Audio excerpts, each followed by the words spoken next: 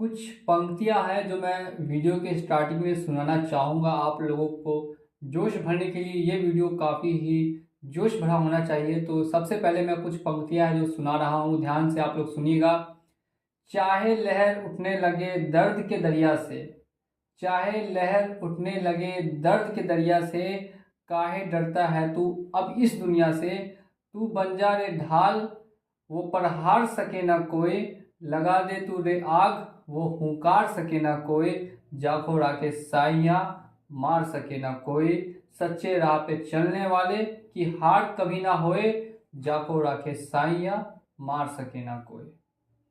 Video को start करते हैं धमाकेदार इस पंक्तियों के साथ और आप लोगों का फिर से स्वागत है और जय हिंद सभी भारतवासियों को। और बात करेंगे आज के इस वीडियो में कि मर्डर या आत्महत्या आखिर क्या हुआ इनके साथ। ये काफ़ी एक दुख भरी कहानी भी है और साथ साथ में आप लोग ही आज के इस वीडियो में जज बनेंगे और जज बन के फैसला देंगे। कहानी क्या थी वो मैं आपको सुनाने वाला हूँ और अब आप ये कहानी सुन के बताएंगे कि लोन के दलदल में फंस के इस व्यक्ति की जो मृत्यु हुई है उसके पीछे का कारण क्या रहा। ये आप सभी के लिए बहुत ही इम्पोर्टेंट वीडियो है, आप सभी वीडियो को ध्यान से वॉच करते रहिए। तो बात यहाँ पे कुछ ऐसी है कि एक काफ़ी सुखी परिवार था और ये न्यूज़ में भी आ चुका है, वो जाके आप चेक कर सकते हैं। और ऐसे कई परिवार हैं, किसान परिवार, गरीब परिवार, मिडिल क्लास फैमिलीज बहुत सारी है पूरे ऑल इंडिया में। तो काफ़ी सुखी परिवार है और खेती बाड़ी करते थे। लोन उठा लिया, फसल नहीं हुई, फसल बर्बाद हो गई, लोन देने में सक्षम नहीं थे। अब फसल की बर्बादी के पीछे क्या आपको लगता है कि किसान का हाथ हो सकता है? बिल्कुल भी नहीं होगा। किसान हमेशा यही चाहता है कि वो अच्छी से अच्छी उपज करे, लेकिन उस साल उपज अच्छी नहीं हुई, उसके खेत में अनाज अच्छा नहीं हुआ, वो लोन भरने में सक्षम नहीं था। अब वहाँ पे लोन जो अमाउंट था वो 50,000 रुपये का था, धीरे धीरे से बढ़ता गया। बैंक वालों ने अलग अलग तरीके से ब्याज जोड़े, गरीब को ही यहाँ पे लूटा जाता है और चूसा जाता है। और वो लगभग 1.5 से 2 लाख के आसपास का अमाउंट बन गया था, लेकिन 50,000 का उसने सिर्फ लिया था खेती बाड़ी करने के पर्पज से। अब बैंक वालों ने उसे लोन तो दे दिया, लेकिन अब जब फसल हुई नहीं, जब वो पैसा देने में सक्षम नहीं था। हर इंसान पैसा देना चाहता है, भले ही जॉब छूटने की वजह से नहीं दे पा रहा हो, या बिजनेस में लॉस होने की वजह से, या अपने साथ किसी तरीके का फ्रॉड होने की वजह से नहीं दे पा रहा, लेकिन देना हर इंसान चाहता है। और ये कहानी पूरे भारतवर्ष की है।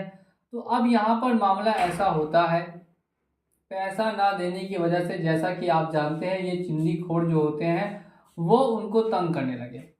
अब बैंक वाले उनको परेशान कर रहे थे कॉल्स वगैरह कर करके, तो तब तक तो मामला ठीक भी था कि प्रेशर दे रहे थे, लेकिन मामला कब बढ़ा वो ध्यान से सुनिए। अब यहाँ पे धीरे धीरे करके रिकवरी एजेंट, मैं उनको रिकवरी एजेंट नहीं बोलूँगा, मैं उनको गुंडा बोलूँगा, बैंक के गुंडे, जो कि ऑफिशियल अनऑफिशियल जो भी आप समझिए, वो बैंक के ही गुंडे थे जो 4 व्यक्ति से 5 व्यक्ति से एक गरीब किसान के पास रिकवरी करने जा रहे हैं। तो ये कितनी ज़्यादा दुख बात है हमारे भारत के लिए कि जो किसान इतना गरीब है उनके साथ ऐसा व्यवहार किया जा रहा है। अब यहाँ तक भी ठीक था, अब उस रिकवरी वाले ने या बैंक वाले ने उस किसान से ऐसी बात कही कि उसके बाद उसकी आत्महत्या हुई या मर्डर हुआ वो आप खुद बताइएगा। तो उसने ये कहा कि अगर तुम पैसे नहीं भर सकते तो फिर तुम अपनी जो घर में औरतें हैं, माँ है, बहन है, बेटी है, जो भी है उसको भेज दो, तुम्हारा जो लोन है वो हम लोग माफ़ कर देंगे। अब ये कितनी ज़्यादा तुच्छ बात है।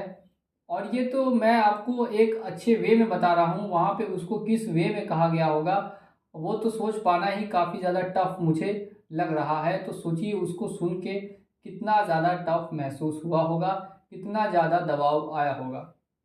कल होके अब उसकी मृत्यु हो जाती है, सभी लोग बोलते हैं कि उसने आत्महत्या की, लेकिन मैं फिर से बताता हूँ कि फैसला आपके हाथों में होगा कि उसने आत्महत्या की है या फिर उसका मर्डर किया गया है। मैं ऐसा क्यों बता रहा हूँ? क्योंकि वो व्यक्ति अगर उसको समय दिया जाता तो फिर से फसल होती, फिर से अनाज उगाता और बैंक का पैसा 110% भरता। वो गरीब था लेकिन चोर नहीं था, ईमानदार था और मेहनती था। ईमानदारी से और मेहनती से कमा के खाने वाला व्यक्ति था।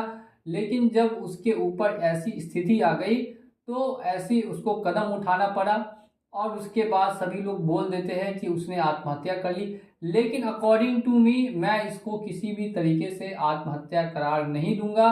और अब आपके हाथों में फैसला है कि आप क्या फैसला करना चाहेंगे और क्या आप भी इसके खिलाफ, सभी बैंक, सभी एनबीएफसी के खिलाफ जो भी ऐसा कृत्य, इतना तुच्छ कृत्य है कि इसको कुछ कहा भी नहीं जा सकता, और ऐसी गालियां लोग को देते हैं, खुलेआम दे रहे हैं, गुंडे ऐसे खुलेआम घूम रहे हैं।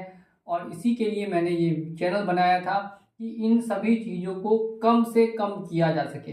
तो आप लोग अगर हमसे नहीं जुड़े हैं तो जुड़ जाइए। व्हाट्सएप के जरिए जुड़ना है तो व्हाट्सएप का नंबर भी दिया गया है। और आप लोग मुझे कमेंट करके बताइए कि आखिर इस किसान के साथ क्या किया गया। क्या इसका मर्डर हुआ या इसने आत्महत्या की? और इसके बाद इसी तरीके के अगर मर्डर हुआ तो क्या कार्रवाई हुई? बिल्कुल भी कार्रवाई नहीं हुई। कार्रवाई क्यों नहीं हुई? अब इस मैटर को, मुद्दे को उठाने का सही समय आ चुका है। अब ऐसे ही कई मुद्दे मैं अपने चैनल से उठा के सीधा सवाल करने वाला हूं। बिल्कुल भी तिरछा सवाल नहीं करूंगा और जवाब आप लोग देंगे कमेंट सेक्शन में जाके। इसी के साथ अगर वीडियो पसंद आया हो तो वीडियो को कर दीजिएगा लाइक, और चैनल पे नए हैं तो चैनल को कर दीजिएगा सब्सक्राइब। चलिए चलता हूँ मैं आज के इस वीडियो में और मिलूंगा आप लोगों से अगले वीडियो में बहुत ही जल्द। जय हिंद, जय भारत।